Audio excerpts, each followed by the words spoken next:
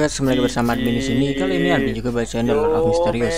Sementara Ajik bergumam pada dirinya sendiri, dia tanpa sadar melirik Quentin Chohen sepertinya mengharapkan petunjuk untuk mengejutkan ingatannya. Chohen dengan mata birunya yang dalam menggelengkan kepalanya tanpa ragu-ragu. Aku tidak punya kesan apapun tentang ini. Baiklah kalau gitu, mungkin itu hanya memiliki akar kata yang sama. Ajik menurunkan tangan kirinya dan tertawa mencela dirinya sendiri. Tiba-tiba dia merasakan bulu kuduknya berdiri, seolah-olah ada jarum yang menusuknya. Seseorang memperhatikanku, memantauku, berbagai pemikiran muncul dalam dirinya ketika Glenn menyadari secara samar. Kembali ke bumi, dia pernah merasakan tatapan tak kasat mata sebelum akhirnya menemukan sumber tatapan itu. Namun hal itu tidak pernah terasa sejelas apa yang dialami sekarang. Ini sama dengan bagian ingatan Glenn yang asli. Apakah transmigrasi atau ritual peningkatan keberuntungan misterius yang meningkatkan indera keenamku? Glenn melawan keinginan untuk mencari pengamat itu. Menggunakan pengetahuannya dan membaca novel dan menonton film, dia memperlambat langkahnya dan meletakkan koran sebelum memandang ke arah sungai Koi. Setelah itu dia bertindak seolah-olah sedang mengagumi pemandangan, perlahan memutar kepalanya ke arah yang berbeda. Dia bersikap natural saat dia berbalik, mengamati segala sesuatu dengan matanya. Selain pepohonan, dataran, dan siswa yang lewat dari kejauhan, tidak ada orang lain. Namun Glenn yakin ada seseorang yang mengawasinya. Jantung Glenn berdebar kencang saat darahnya melonjak ke seluruh tubuhnya yang detakannya yang sangat kencang. Dia membuka lipatan kertas dan menutupi separuh wajahnya. Takut ada orang yang menemukan sesuatu yang salah dengan ekspresinya. Sementara itu, dia mengepalkan tongkatnya dan bersiap untuk menarik senjatanya. 1 langkah, 2 langkah, 3 langkah, Glenn melangkah maju dengan perlahan. Perasaan di mata-matai masih ada, tetapi tidak ada bahaya yang tiba-tiba muncul.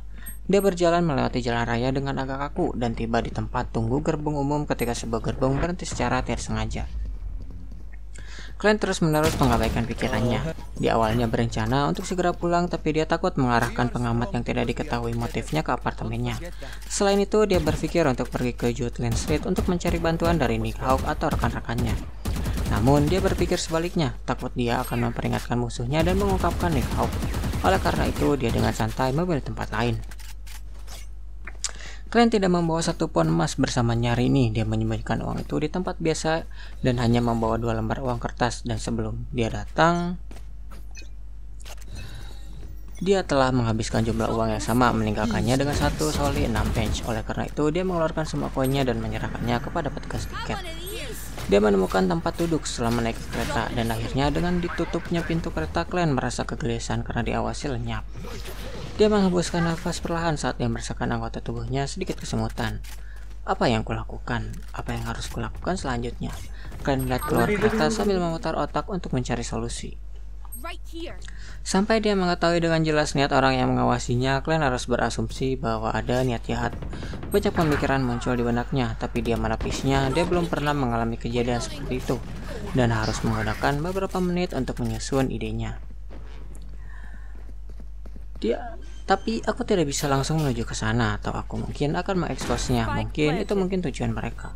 Mengikuti alur pemikiran ini, Glenn dengan kasar memperkirakan berbagai kemungkinan. Ketika pikirannya menjadi lebih jernih, dia menghela nafas saat dia mendapatkan kembali ketenangannya. Dia memandang serius pemandangan di luar yang terbang melewatinya.